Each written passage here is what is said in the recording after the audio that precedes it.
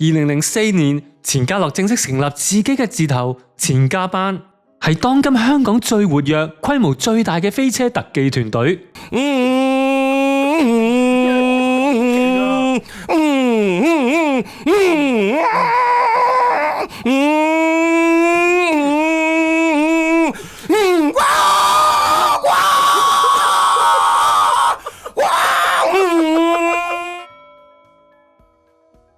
搞自己字頭並唔係為咗威，純粹係想將當年洪家班學到嗰一套情如手足、薪火相傳嘅武師精神，一代傳一代咁樣承傳落去。就要一班人收咗錢之餘，你都要係留喺度學嘢啊嘛。商業當中，但係大家當自己一家人啊嘛。同年，佢為爾冬陞嘅《旺角黑夜》做動作指導。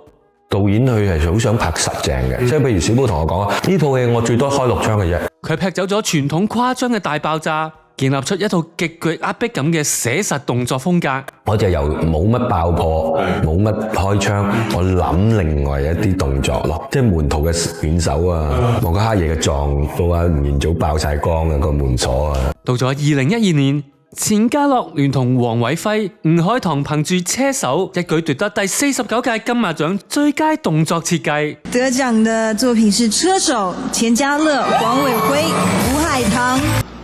謝謝金馬獎。錢家班拍動作場面一向都係最注重安全，即係我哋成日都係面對危險，用安全嘅方法咧拍危險嘅動作。但係偏偏意外就係意外，冇得預計。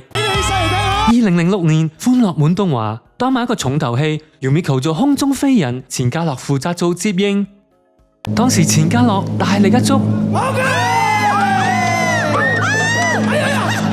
結果發生咗香港電視史上最尷尬嘅直播意外。有時都係冇咩事。